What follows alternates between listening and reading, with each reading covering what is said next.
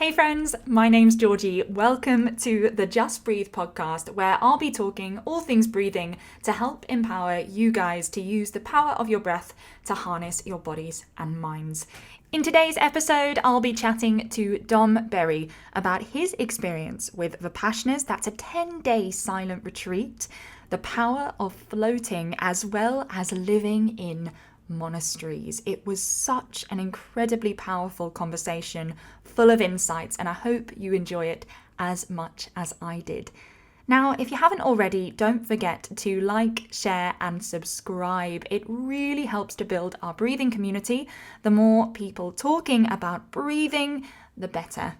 All right, let's dive right into the conversation. Here is episode 3 of Just Breathe with the fascinating Dom Berry.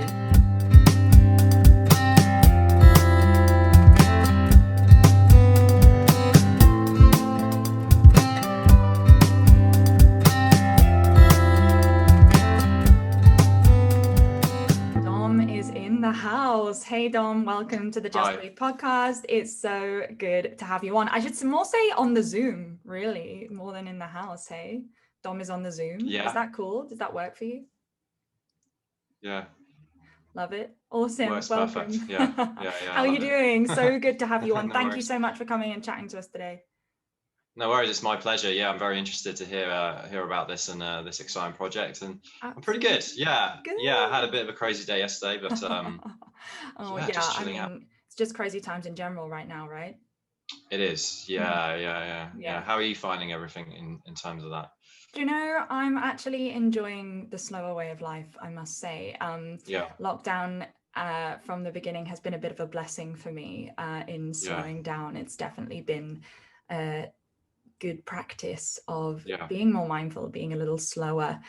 But listen, I'm absolutely fascinated by your story, and I know everyone listening will be too. So I'd love to start off just by talking about your journey with breath and your journey with consciousness and how it's impacted your life.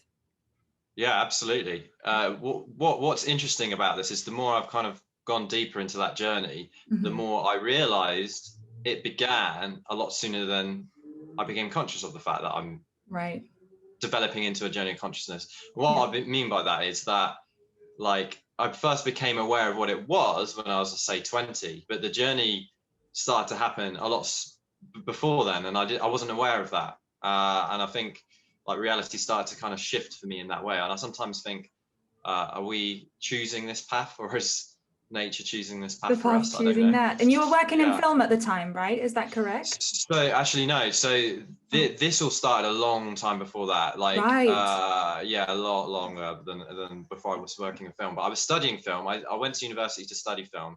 And I could say, like, I would say I actually had a very, like, profound mystical experience at about 4, 5, but I didn't know what it was. Do you remember what happened? I do know. I remember exactly what happened, and it's funny. Like, now I know what it is, and looking back, I didn't know what it was. Wow. So I was sat in the I was sat in the lunch hall at school, and I just suddenly became aware of like who I was. I was like, who am I? And I blacked out, like, because I couldn't find anything. There was no, like, definitive answer, and it was a very kind of scary place to be, or question to ask myself. And I blacked out completely, and I was like, wow, what was that? And as I came out of it, I said that whatever I do, don't ever go there again, because it was so kind of powerful. And now it's such back, a powerful thought for a 4-year-old. Yeah, I know. Wow. And bizarrely, it happened again a week later in the exact same spot. In the exact same spot, the same thing happened. And crazy. The same thing. And it's that question, isn't it? It's like observing, like, who you kind of are, and there's a question mark there, right? And then I'd say about when I got to about 19, I read a book, and I guess it's a classic book everyone's read, like The Power of Now, and that's when I became aware of. It's a great one. It's a great one, isn't it? Yeah. And I was like, okay, this is actually a thing. And this Eckhart Tolle, the guy who wrote it, explains it pretty beautifully. And I guess that's when I became aware of what it was. And then slowly but surely it organically started to unfold for me. But I'd say I started to take it very seriously at about 25. That's when I guess you could say I was like wanting answers definitively. I was like, I want answers. Was there a trigger for that at all when you were 25? There was a trigger. Particular event that triggered it? 100%. So I was working just in a normal job in London, and I had like on the outside what would appear just a normal successful life, in a sense that, you know, I had a lot of friends around me, very good, amazing friends. I was going out a lot, I was enjoying life, had a good relationship, and my job was, you know, it was okay, I guess. I was earning relatively good money. So what we're taught in school, interesting about the experience, what we're taught in school all the way through, right, is deemed as successful. So interesting. Exactly. And but something wasn't right, and then something came along, like my dad got ill, very ill, and that caused me to start getting anxiety about health, and more specifically about death. And I know it's a heavy going thing to say, but I was like, everything that I've got and I've learned so far does not prepare me for such hard challenges such as death, sickness, illness. And it was a bit like the kind of realization that the Buddha had, you know, when he left the palace, when he realized that, you know, we're all immortal, we're very vulnerable as human beings. And I just felt very vulnerable. I was like, no matter what I become, how strong I become physically or mentally, it can just be taken away from me in a second. Like, that's a humbling, what a powerful realization. Yes. Wow. Yeah. Yeah, absolutely. So when that happened, I was like, okay, I've really got to see if there's an alternative way of life. And luckily I'd already been really interested in, you know, spirituality and you know, consciousness, like you say. But I had a friend who kind of put me in contact with this guy called Rupert Spira, and I was loosely following him. So what started to happen was I started to follow him more and go to his kind of events and understand his teachings. And then at the same time, like we were talking about earlier, then I started to go off and go to different monasteries and do meditation retreats. And then like my life literally started to just completely change, where I guess, I guess we'll get into it more, but just a complete 180 shift of So when you said you just went off to monasteries and did a lot of meditation retreats, do you literally mean you just packed in the job, packed a rucksack and just went? Kind of, I actually moved back in with my parents. Like I left London, I moved back with my parents for a year because I also wasn't, and a bit like we were saying about my career, I really wanted to, I knew I wasn't necessarily fulfilled there as well. I wanted to do something a bit more creative. So I kind of got out of being in the system, and luckily my parents yes,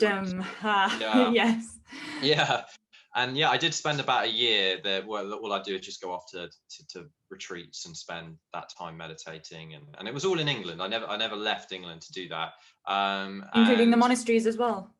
So they're all like the Vipassana Center. There's a really good monastery in it's in Chithurst. I really recommend that one, and that's a Theravadan Buddhism a monastery that's really amazing. You can just kind of go and spend the day there, or spend a couple of days there, and speak to the monks there. So that's a great place to go. I'd love to know even more about that experience in the monastery. It's definitely something I'm really interested to do. And I was telling you before about, I'd love to go actually to a monastery in Nepal called the Khan Monastery, where you can go and you can again stay with the monks for about a week, and they will literally take you through their way of life, because they just want to spread the word of consciousness and spread the power of consciousness, and expanding one's consciousness as well. So I'd love to know your experience of staying in that monastery, and I'd love to get on to the retreats and the Vipassanas as well. For anyone that doesn't know what a Vipassana is, that is a silent retreat. Is it always for a certain amount of time? So if it's your first time, you have to do at least 10 days. 10 days of pure silence. It's intense. Wow. But as we were just mentioning about lockdown and the struggles that people found themselves in, this literally is one of the greatest things you could do to prepare yourself for going into isolation, because it teaches you exactly how to use your time very effectively. So for me, like lockdown was a blessing in a sense, but it was only because of the fact that I've been on these retreats. So I know exactly how you get the most out of being on your own. And I think if you if you're not aware of that, it can seem like extremely daunting. Well, yeah, I think even talking to some friends during lockdown, I think a lot of people have experienced some feelings of loneliness and like you said, quite an overwhelming feeling from being so isolated and being on your own. I mean, with social media, with Facebook, everyone has, like, it's so normal, hundreds of Facebook friends, right? And all of that. Exactly. And people, it's so easy now with public transport and with sort of messaging apps that instantly you can meet up with someone. You could be surrounded by people 24/7 if you wanted to. As soon as that pandemic hit, people really felt a sense of isolation. So while we're on the subject anyway, could you tell us a bit more about we've talked a bit about it, but I want to go into detail about the idea of what a Vipassana is, where it came from, where it sort of originated, and if you have some knowledge of that, and then your experience. Awesome. And then your experience of going through those 10 days, if you wouldn't mind sharing. I think I would definitely be, and a lot of listeners would be fascinated to hear about silence for 10 days. Yeah, absolutely. So first, I'll just add the caveat as like one of the greatest experiences I've ever had in my life, the first one. So it's got to be at least explored. So how it came from, basically the concept is the Buddha's original teaching is Vipassana. So Vipassana stands for seeing reality as it is. So it's seeing reality as it is. That's all it means. Now there's a lot of different schools of thought. It's super interesting. Powerful. There's a lot of different schools of thought. Exactly what the Buddha said, and and exactly like what route he kind of took to liberation or enlightenment. Now Vipassana is one subsect, and it's the Theravadan path, basically. So what they teach is two types of meditation. One of them is basically it's called Anapana, but it's a form of samadhi, which basically just means a form of concentration, and obviously you're interested in the breath, so all that really is just being aware of the breath constantly, and then that leads you into a state of what's called access concentration, and then from there you practice Vipassana. So Vipassana is basically you're training yourself to see reality as it is, but you use the body to do that. So you're observing your body and understanding the link between the mind and the body, and realizing obviously they're the same thing, but you're aware of basically the sensations of your body and the reality of that, and you realize it's impermanent. Like, you're constantly having different sensations at all times, and if you have a sensation, you generally react to that. So if there's an uncomfortable feeling in the stomach, then that'll be linked to you maybe overeating. But then when you become conscious of that, what you do is you observe the sensation, and it has a nature, and that nature, as it comes and it goes, how long it will stay is unknown, but it will come and it will go. And if you remain equanimous, which is observing without reacting, it kind of starts to dissipate, it starts to dissolve, and that's the essence of Vipassana and spiritual purification, using observing that method, without reacting. That is incredibly powerful, because then when you said the word reality, it came to my mind, especially that reality isn't always a comfortable or a enjoyable thing. If you think about even the phrase like a reality check, it's usually sort of your feet hitting the ground, right? And quite a profound realization that you're like, oh, this is really how it is. Like, and it's really interesting to me also because so many people have this assumption about meditation that you'll pretend you're a cloud, or it's all quite airy fairy, and it's all full of visions, and which there's some visualizations which are really powerful, and some people really learn well that way, and I think it's an absolutely wonderful thing. But it's incredibly powerful to hear about that experience, that simply by being silent, bringing attention to your breath, you are accepting reality, moving through it, and that there is hope at the other end, that it will move so long as you have that patience to sit through it. And that's so powerful. That brings certainly a lot of hope to me, to know 100%, right? No matter what you're going through, if you can sit with it and you can face that reality, that it will dissipate and you will still be there.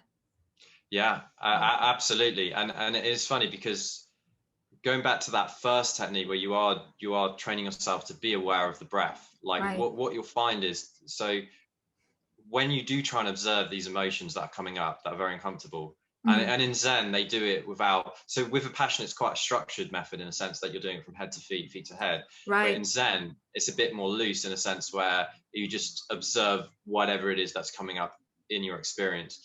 And what's interesting is you'll find, and I'll ask you this question, like as it happens to you, how hard is it to actually sit with it, and how much easier is it to go distract yourself? Now, what's really, really interesting is that they say if you aren't trained in the samadhi practice, in a sense that you're not, if you can't gain access concentration, the analogy is you're like going to a battlefield with a blunt sword.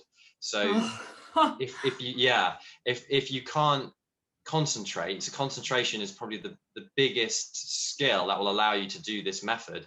It's very, very challenging. So that is a great tip for anyone that may be aware of this stuff, but it's like, why isn't it working for me?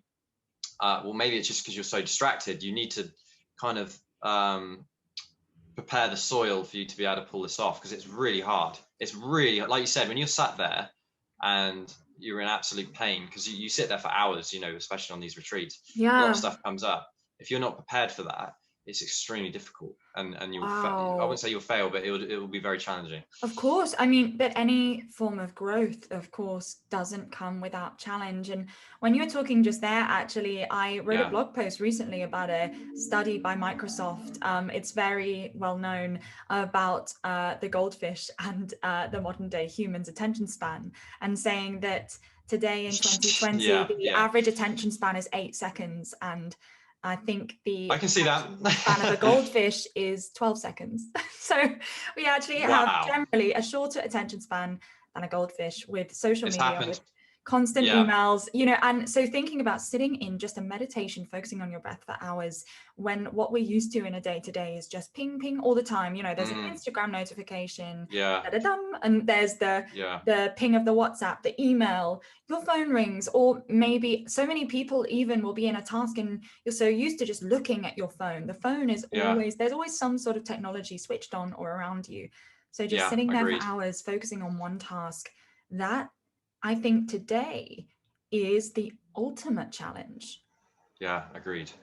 It's funny you're saying this. It's literally, I was dealing with this yesterday. I was on my phone a lot, and I did my meditation in the morning. But you know, what good is it if you're cleaning a toilet if you're then just going to use it again? And that's kind of like the analogy. but you're right. It's like you really have to prepare yourself for this. And it's funny, if you look at how the passions are set, you know, created. You can't talk, you can't use your phone, you can't, and there's a reason for that. It's just to get your mind focused on the task at hand.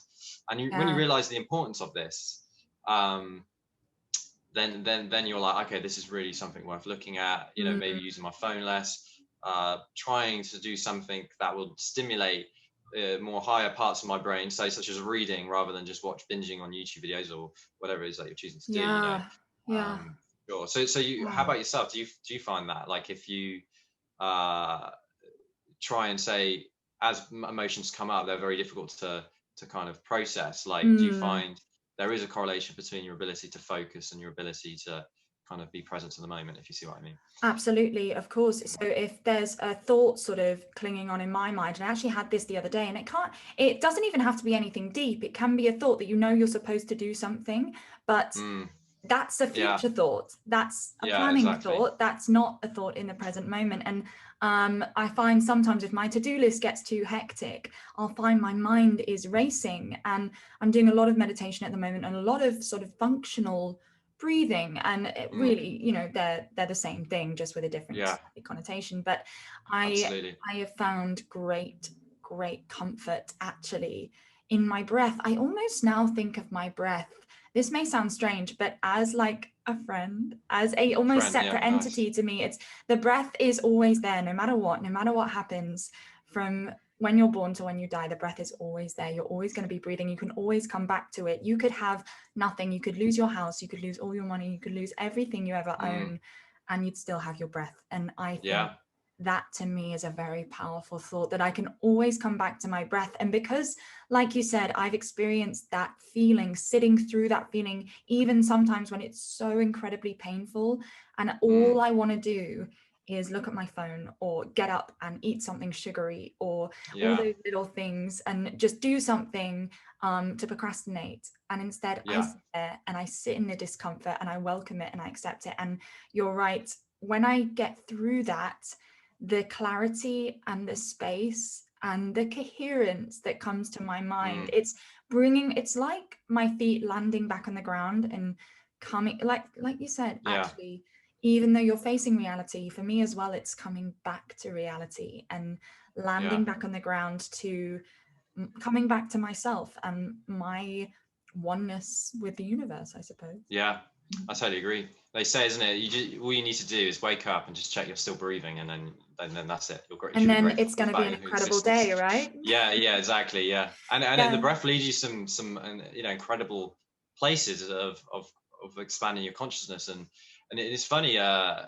Speaking of Vipassana, they don't allow you to practice this, but if you just keep following your breath, you can enter some very like profound cosmic states of consciousness Right. just through This is what following it. I was just going to ask about actually. Yeah. That so during this 10 days, that's quite a long time.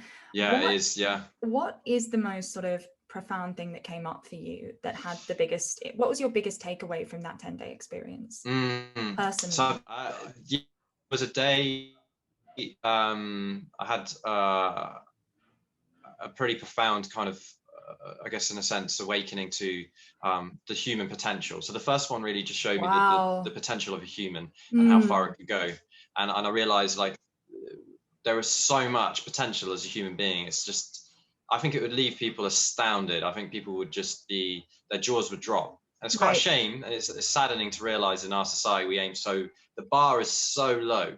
I It's agree. so low. I agree. It's so low. Yeah, it's so low, but I Everything think comes it's so just easy to ignorance. us. Yeah, I think Yeah, also everything is so readily available to us. Instant access, I actually, as useful as it is for ease of life, I actually think we may have lost something by taking away the yeah. challenge of life. That's exactly it, isn't it? Yeah, Yeah. yeah. The lower self, isn't it? It's our life is built around attracting or strengthening the lower part of ourself, in a sense that we're constantly looking for comfort. And yeah, when you're removing all of that, you'll start tapping into actually what's possible, and you realize like the mind is, in a sense, its nature, like, or consciousness, its nature is infinite. It doesn't have a beginning, a middle, or an end. And so Mm, how that kind of meshes in with the finite mind, which thinks and feels limited, really there is a relationship going on between the two. And the more you kind of, I guess, expand your consciousness, the more you're bringing in that sense of infinity, I guess, to your what feels like finite mind.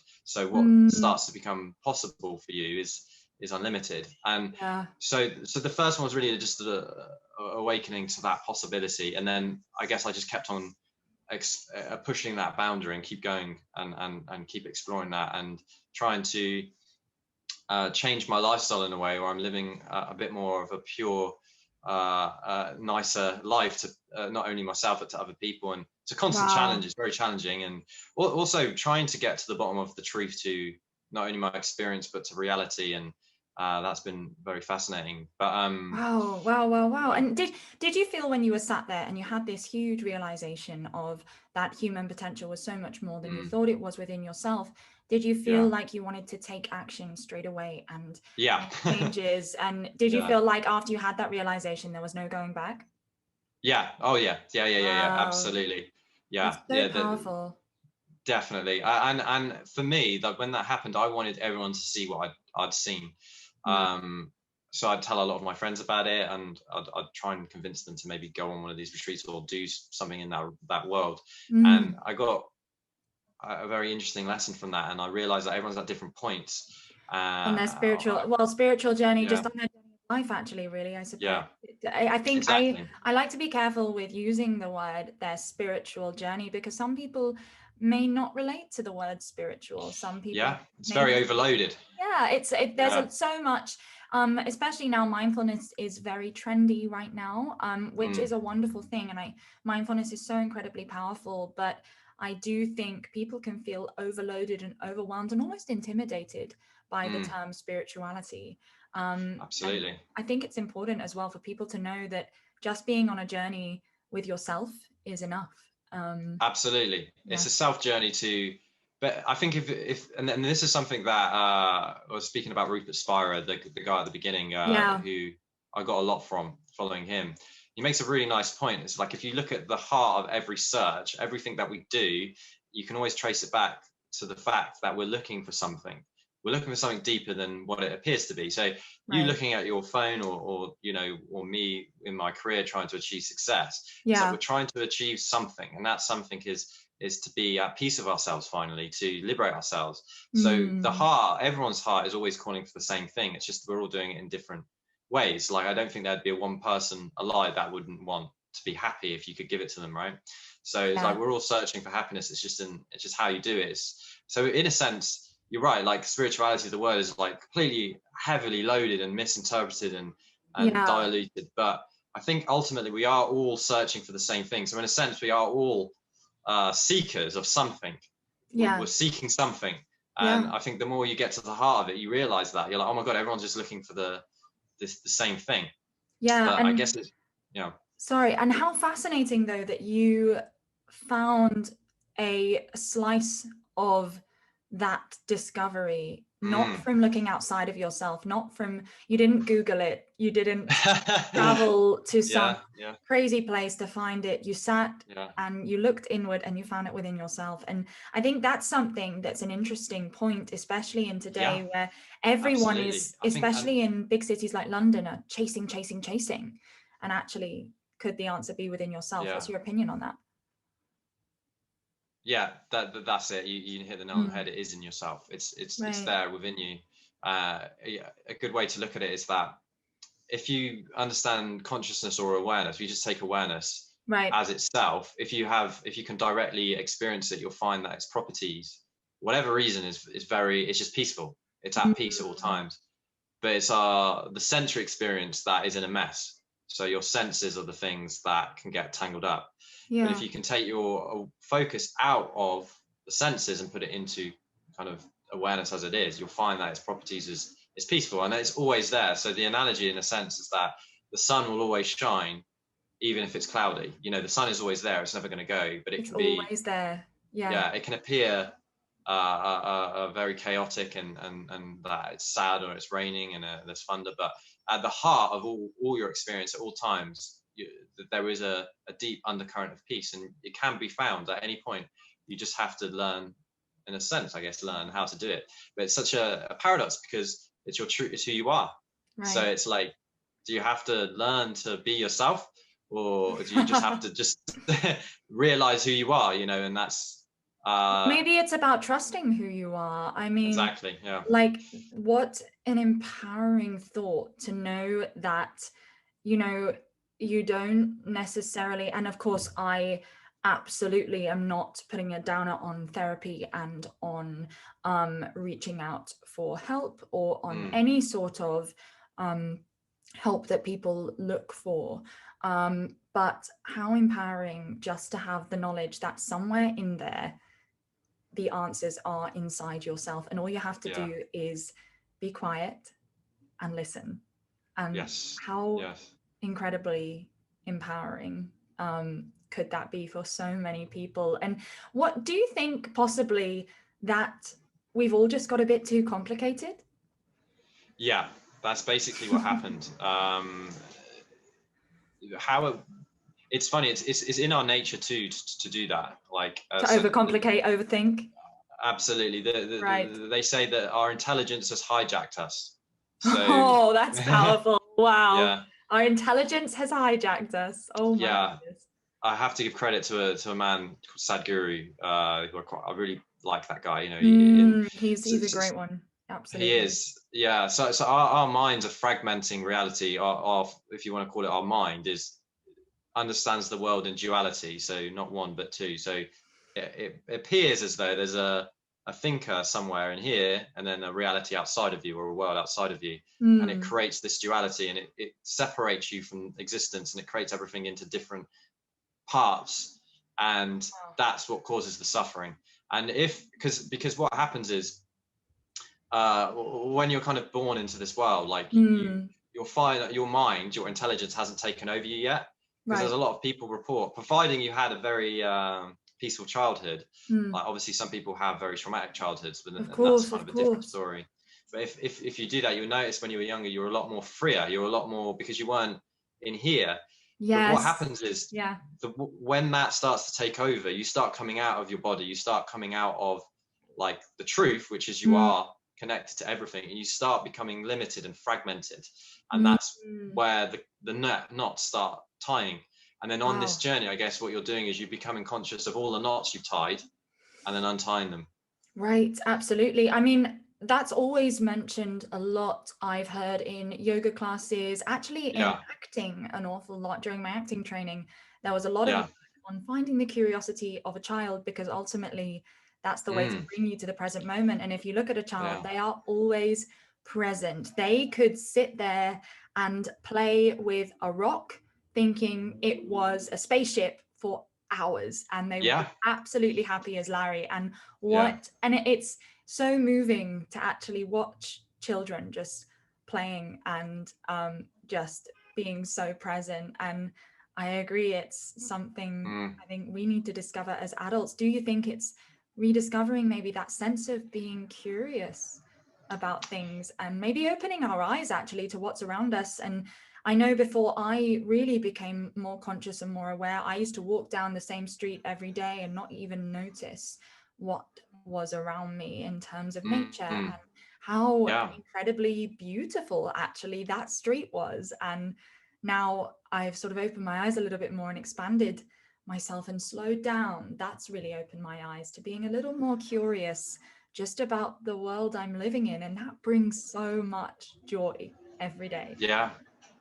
The miracle of life is unfolding before our eyes in every second. And don't miss it, because it's short. Don't miss. Wow. Oh my god. That gosh, that made me a little bit emotional then actually. Don't miss it. Like, that's incredibly powerful. And how crazy to think that you could be sort of an older person, like looking back and thinking, wow, I missed it. I wish I'd opened my eyes a little bit more. And it's never too late to open your eyes also, don't you agree? It's never ever, even if you are at the later stages in life, I don't think it's ever too late to open your eyes and become aware of how incredibly beautiful the world we live in is. Absolutely. You ever seen the movie Vanilla Sky? You ever seen that film? I haven't actually, no. Would you recommend it? I'll put it on my list. I would. I'll send you a clip. So there's a beautiful moment in it. Yeah. Tom Cruise is, I think he's in a dream in the film, isn't it? Sorry, I don't want to ruin it, but his kind of love, his love interest is painting a picture of him. And it's clear like Tom Cruise is like just totally self-absorbed, and he's a bit of kind of like a player, I guess, and she knows that. And she's like, look, I know who you are, I know what you're like. And she's like, and he says, no, it's fine, I've changed. And she's like, really? He's like, when did that happen? He's like, just now. And she turns around and says to him, it's like, yeah, every moment is a chance to turn it all around. So every second is an opportunity for you to change it all around, or like what you're saying, to basically just realize what's actually unfolding around you. And it's beautifully said, very nicely done, with obviously the music and the acting and stuff, and it illustrates that point very nicely. And you can see it on YouTube. I think just type in Vanilla Sky painting scene or something. Incredible. Really nice. Incredible. I love that. And I wanted to hear a little bit, jumping back a bit, just quickly about the monastery. Definitely about staying in the monastery and how your experience was. Did you find anything deeper from learning from talking to the monks and things like that? Yeah, so I've spoken to quite a lot of different monks now, and I guess I had a real thirst for wanting to get to the bottom of life and reality, and so I went, incorporated the scientific route, and then I went down this road, but now my mind's been a bit blown, so it's like, okay, I'm trying to understand. But so in a sense, actually, really, Vipassana in itself is a monastery as well. Like the retreats there, you're living a monastic way, but I guess they're more secular in a sense, where they're opened up for anyone to just come. But the greatest kind of insights that you get from just staying on your own and not having anything around you is you realize, like, you don't need anything to be happy. That's a huge realization to have. Right. And there's two ways to approach this journey, in a sense that there is a path to liberation, but then also at the same time, it's, as we just discussed, it's accessible at all moments, at any time. So you can become conscious or present at any moment. But what we really want is to stick there. We want to live from that place. We don't want to come out of it, really, especially when you find it. It's like a jewel. It's like you don't want to leave it. And there's two schools of thoughts. One says it's there at all times, you don't need a journey. And then there's another school of thought, there's a journey. And the monastic life, or the life in these monasteries, they're very much about the journey to it. They're very big on Buddha's kind of path to enlightenment. Not so the obviously result, it depends where you stay. Just the journey. What's that, sorry? Not the result. Yeah. Kind of. Yeah, they have kind of like a path, and with this path there's different stages, and they check it off, and they have an end goal. There is an end goal, but what's so interesting is that you're going on a journey. This end goal is the realization of yourself. It's a full recognition of yourself. And I suppose that never ends, really, right? The realization of yourself. Yeah. They I've got to be careful my words here, because this, of course, I'm gonna let's just say the journey to yourself has a destination, but the journey into yourself. Yeah, amazing. And so if anyone else wanted to look into or experience Vipassana, how would they do that? Or where would you recommend that they begin their journey with silence and with expanding their consciousness? I think you also made up a good point earlier about therapy and not denying that. So what I'd say is, before ever looking at doing something like this, it's extremely powerful, and it's not something you take lightly. So what I'd probably recommend is they actually check in with yourself and ask yourself, like, how are you doing in your life? And are you ready? Are you ready? Yeah, because it's going to shape your system. And I'd probably recommend looking at maybe more of a therapeutic route, trying to understand your life a little bit better, making little minor changes, and then look at doing this. Because the greatest risk of doing this, and I've seen this happen a lot to people, they come and it's just too much for them. And I've seen a few people go into, kind of have psychotic breakdowns. And I think it's because of not being grounded enough. You have to really ground yourself into reality. And because whatever you learn in these monasteries, places, or whatever peace you manage to find in yourself, you have to then integrate it into daily life. Daily life isn't going to go anywhere. You can't change this system that we're in, but you can learn how to live within it whilst being at peace, and it can be done. And a lot of people then get this feeling like, I want to run away, I want to hide in these monasteries. And you find that, so you really want to approach it from a holistic standpoint, I think. So I think getting some level of mental clarity and feeling a bit more happy within yourself, then looking at doing this. And so basically there's many different monasteries you can go to. There's one in Burma, and it's open for anyone to come. And you can just go and stay there and just spend as long as you want there. And the ones in England, so the Vipassanas, you can just sign up online whenever they've opened again, obviously because of COVID, so you can go on the schedule, find when one's available, go on it, and see whatever time frame fits you, whichever one you can fit, but be prepared, because it's going to shake you up. Okay, right. And since then, have you found that your breathing practice has expanded? Have you found yourself exploring many different forms of meditation? Because I think a lot of people aren't aware, actually, of how many different forms of breathing and meditation there are, and they all, of course, work towards the same goal of becoming present and calming the mind and expanding your consciousness. But there's such an incredible range of practices out there. And I know you've been working with Floatworks as well. If no one's ever heard of floating, I'd love you to tell us a little bit about Floatworks and your relationship with floating as well. So that's absolutely. That's a great floating is so that's a great tool in allowing you to kind of get an insight into what we've been talking about, but quite instantaneously. So would that actually, would floating be a good thing, you think, to start doing in the build up to doing a Vipassana? Massively. Yeah. Amazing. Massively. I think you made a really good point as well. There's many different paths, and you're right. Like it was actually during lockdown, I got a chance to really just study different techniques and different like journeys and Right. like and practice on myself, be like a test of so I was doing, yeah, you're right, like a lot of like Kriya yoga, which is a different form of breathing and meditation, Right. and understanding kind of like their take on it. And I read a really insightful book that I recommend for everyone to check out called the Surrender Experiment and the I Untethered have Soul. read that book. It Yeah, is yeah, fantastic. It's yeah. mind-blowing. The Yeah, audiobook is fantastic too. the audio, yeah, I can imagine. Yeah, really, really great. So understanding that like life itself is a practice. So really, you know, whatever's coming up in the moment, if you can just become aware of it and then allow it to have its place in time and space, it will pass. And Mm, then it's just a constant process of learning and remembering to do that whenever something comes up.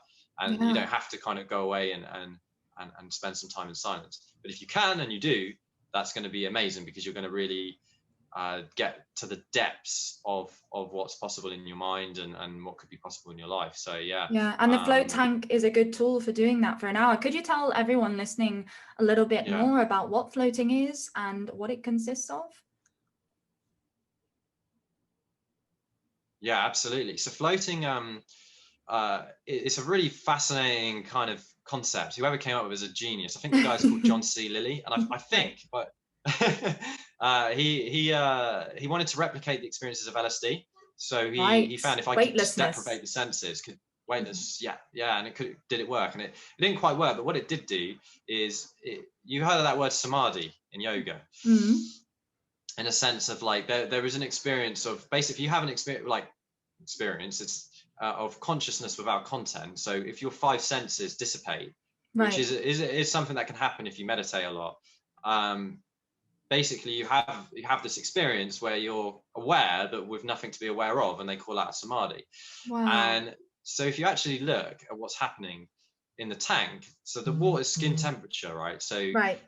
it's hard for your mind to know where your body is because the water's at your kind of skin temperature. So it feels like you're Right. dissolving. It's pitch Right. black and you can't hear anything. And then And the it's the slight problem is, salt. It's the salt that makes you yeah, float, right? Is that correct? exactly. You're completely buoyant.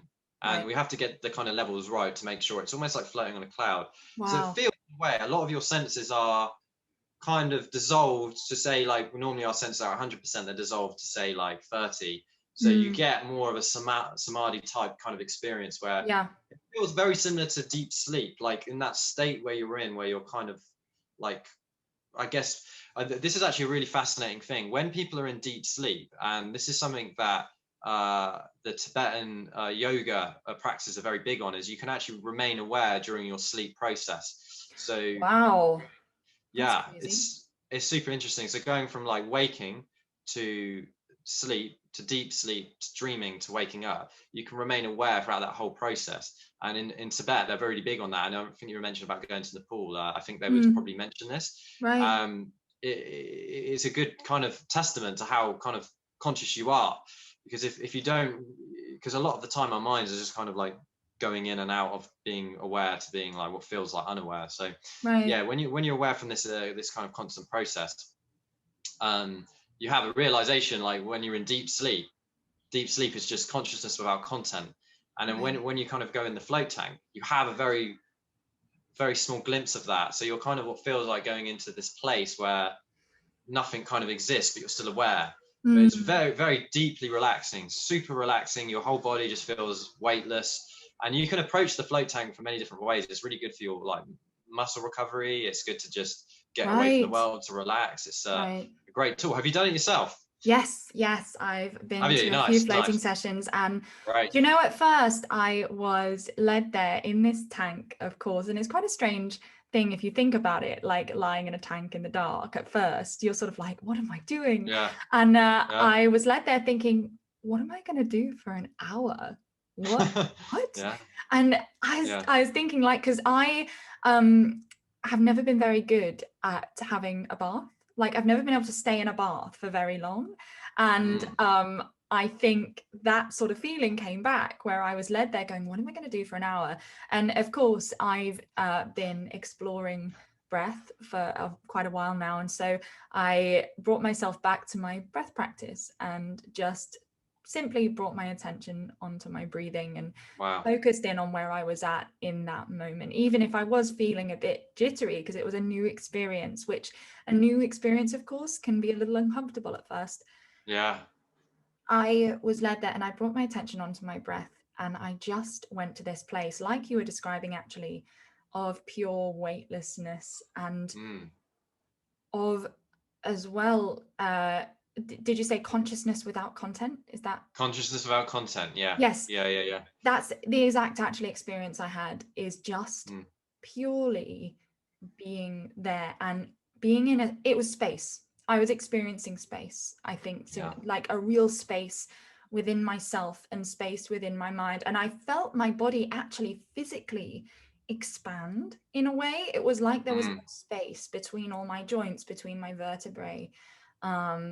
And I really did feel like I was just lying on a cloud, like you said. And it was incredible, actually, because as soon as I brought my attention onto my breathing, as soon as I allowed myself, and it was myself getting in my own way of my floating experience at first. Yeah, that's generally it, right? I allowed myself to fall into this place and to relax and come to the present moment. And it was 5 minutes. And then at the end of a floating session, of course, some amazing sort of ambient music comes on to let you know your session's finished. And the music came on and I couldn't believe it. I was like, what? That's a whole hour? I was so in flow. And then when I stood up, I still felt that feeling of weightlessness for the rest of the day and just felt so relaxed but energized. It energized me. It didn't, because all this we're talking about sounds like quite a sleepy experience, doesn't it? But when you come out of the tank, it's different for everyone, of course, but I did find I felt quite energized, actually, because I'd actually given myself the rest. And it got me thinking, actually, at the time, that none of us actually really give ourselves proper rest that often. We're quite cool on ourselves in terms of rest. Do you agree? I totally agree. I totally agree. I think sometimes you're just not aware of exactly what the body's saying, right? You know, and what your mind's saying, and it could be screaming at you, just take a break. I want to take a break, you know, and then when you float, those things get exposed. You're like, oh my god, I should have been doing this ages ago. I got pain in my leg, and then you're like, and then you come out. It's like, I feel so relaxed. Why don't I do this more? Beautiful story. I think that was a great way of explaining it. I think hopefully you should that could be an advert, right? So yes. we'll you explained it perfectly. Put it on the Floatworks website. The way you've explained that is exactly how people describe it. Like to the point, it was very nice. And I actually feel like it's a beautiful place to work, because you get a lot of people come out and they've had these experiences and their minds are they had a little taste of something, and they get chatting with you and they're so open to talking about things that they suddenly, their eyes start lighting up about different concepts about maybe life that they haven't thought about.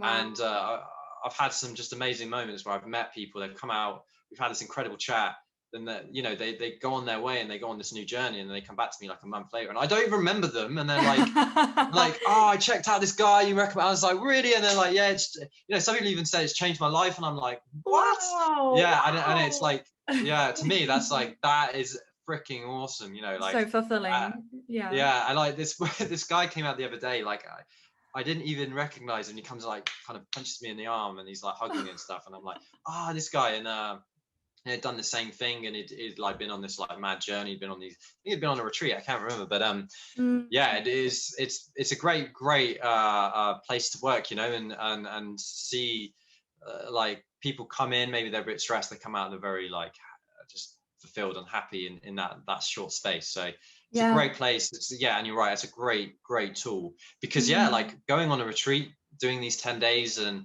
going off to monasteries, it's intense, like, does everyone have the time to do that? So that guy, the one that I was explaining, he has a family, and he wants to go away, but he can't. So for Right, him, he's got responsibilities, as so many people listening probably do as well. They think, oh yeah, like it's all well and good talking about a yoga retreat, but I don't have the time to go off for a whole week or to take a week off work. And so floating is possibly a fantastic medium. And what I was just going to say just then actually was that talking about a retreat or even a meditation class, what's interesting to me and actually is something I love about it is that there's someone guiding you through from start to finish. But with floating, you're on your own. You're taken through and you're explained the process by someone lovely like yourself in a very warm and welcoming way.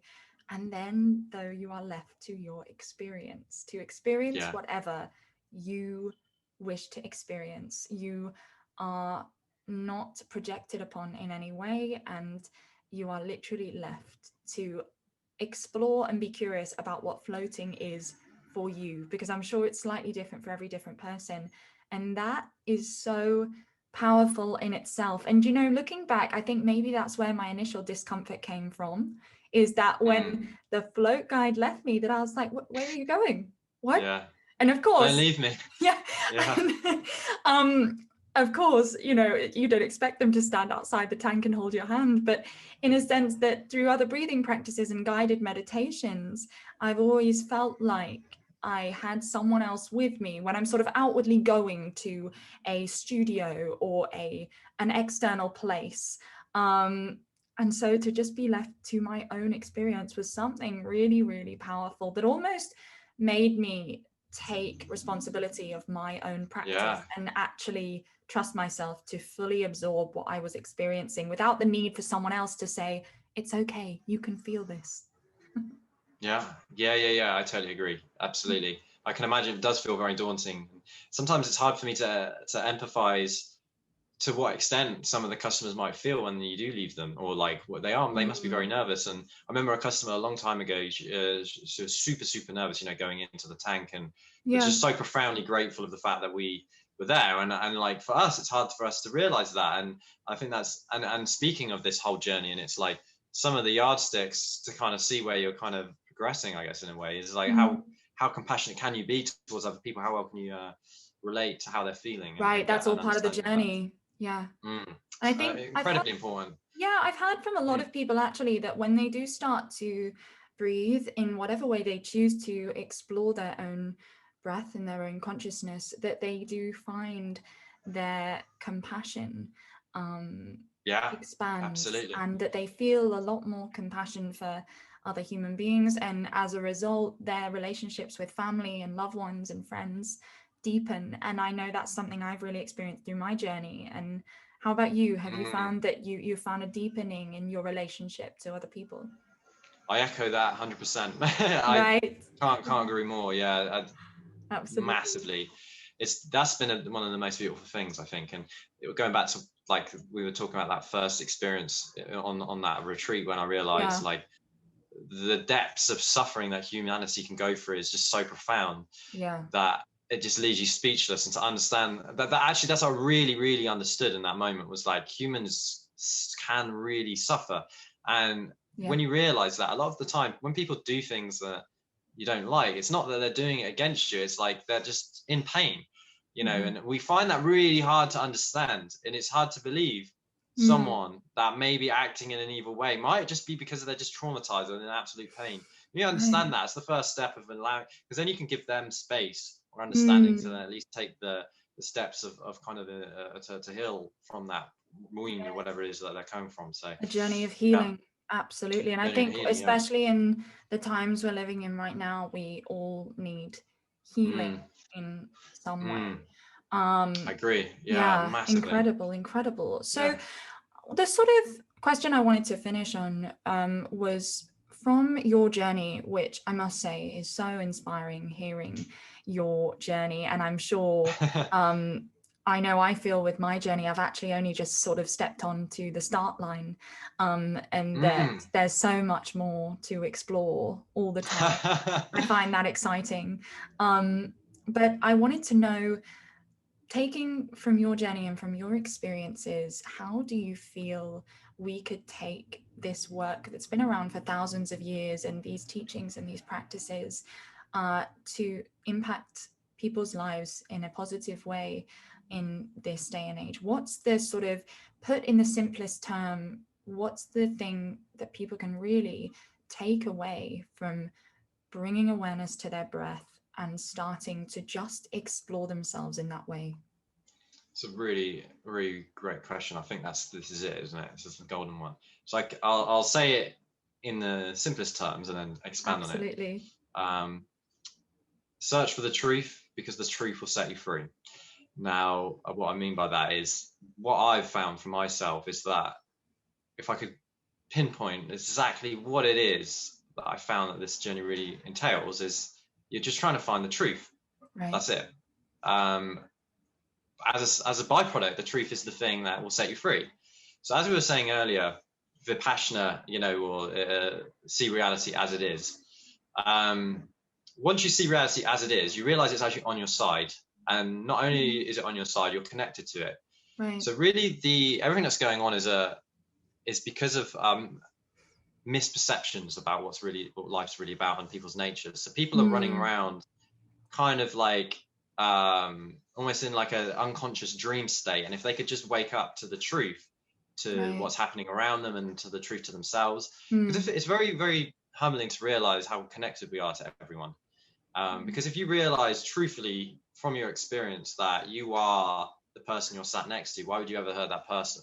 Or if you really, like, on a deep intuitive level, realize you are the tree, why would you cut? As an example, 100% more nuanced than that, but if you could just say to yourself, like, what's really going on? What's the truth to everything?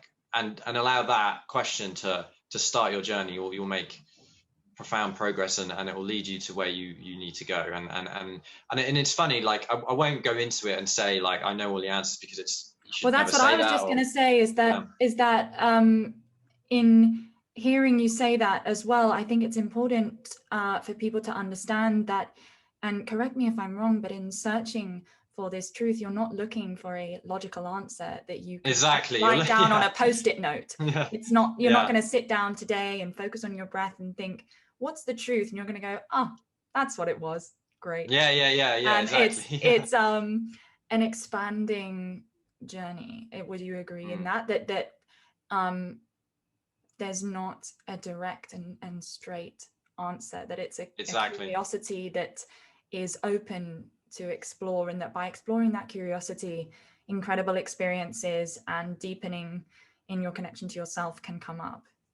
Yeah, I totally agree. Absolutely. It's a constant journey, and be very kind to yourself, and just be very loving to yourself. Constantly just keep saying. That's a big one, hey? Yeah. Loving to yourself. Exactly, yeah. Yeah, wherever you're at, just, it's okay. You're there for a reason. You're in this moment for the exact reason, and whatever's happened to lead you up to this point is fine.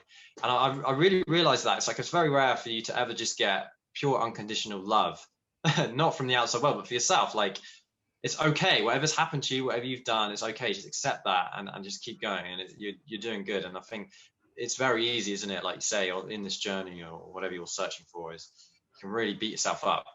And like, self-love practices are massive. Like, really just be kind to yourself, and wish kind thoughts onto yourself and others as well, and what's really kind of an example, do you think, of practicing self-love? Because I know that term is thrown around quite a lot, and a lot of people sort of, I think, brush it off, possibly as well because in British culture we're very sort of I suppose apologetic almost, and humble, and we say excuse me a lot, and oh sorry, the amount of times people say sorry right all the time, which is a wonderful thing in itself, that of the politeness of it. But in terms of self-love, I think it brings an avoidance. So what are some examples to inspire the listeners as well that you do to bring? Absolutely. Yeah, I tell you what, there's a really incredible thing happened to me during lockdown. That explains this perfectly.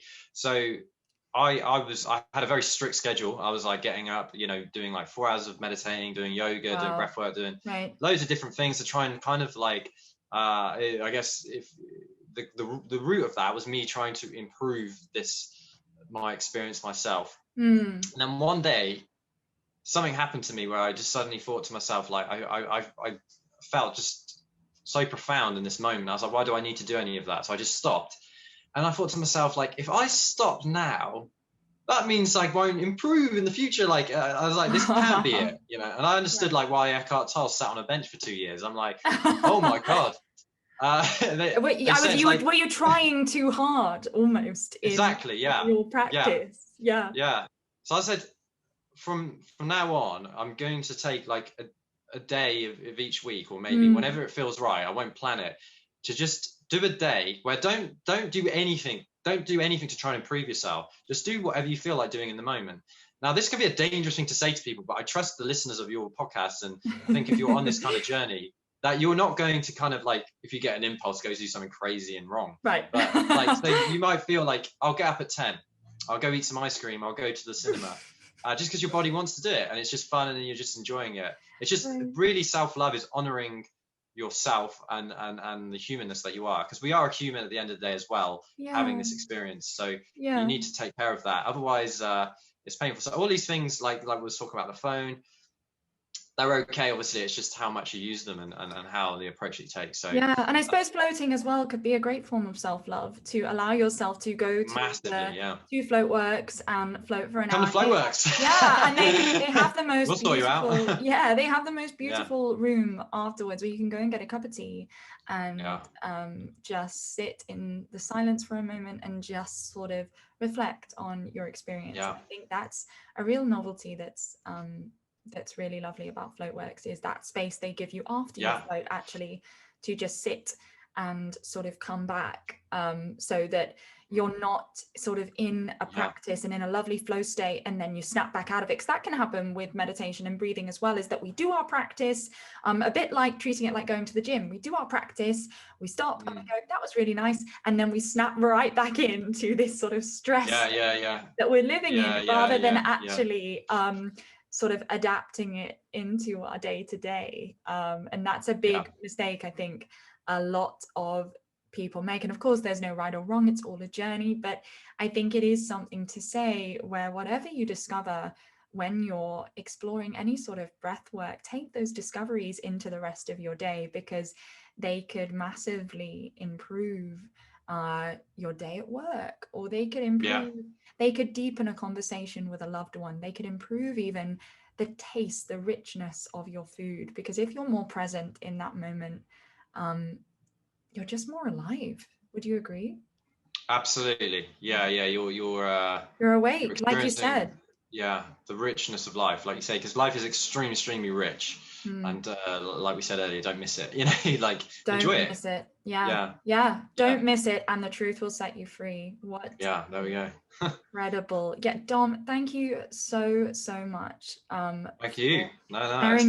sharing your journey and your story with us. I know I feel hugely inspired by your story. Same here. I feel like I've learned from talking to you as well. Like it's been a pleasure, and what was beautiful about it, we there was so much we didn't cover as well, so that I know we'll have to get you back on in about 6 months or so, and we'll hear the other half of your story. we didn't even talk about film or any of that, you know. Oh my goodness. Yes. Oh my goodness. So we'll have to get Dom back on to talk about his future in the film industry, which is really exciting as well. But for now, Dom, absolutely, thank you so much. Thank you. So there you have it. I hope you enjoyed episode 3 of the Just Breathe podcast. I found that conversation with Dom so incredibly inspiring, and I am definitely motivated to go and explore a 10-day silent retreat at some point in the future. Now, you'll have heard me and Dom talking about the incredible experience that is floating, and we're lucky enough here at the Just Breathe podcast to be giving away 1 free float to a lucky listener. Here's what you have to do to be in with a chance of winning a free float at Floatworks. Follow me at Breathe with Georgie and at Floatworks on Instagram. That's Breathe with Georgie, Georgie with an IE, and Floatworks. That's one word. Like the post on my Instagram feed about the free float competition, And go ahead and tag 3 friends in the comments that you think would benefit from having a listen to the Just Breathe podcast. The winner will be announced on the 26th of October. That's Monday, the 26th of October, 1 week after this episode is released. So get those entries in quick, get commenting, get following. I really cannot recommend enough the incredible experience that is floating. All right, I hope you really enjoyed that conversation and gained lots of insights. See you next time.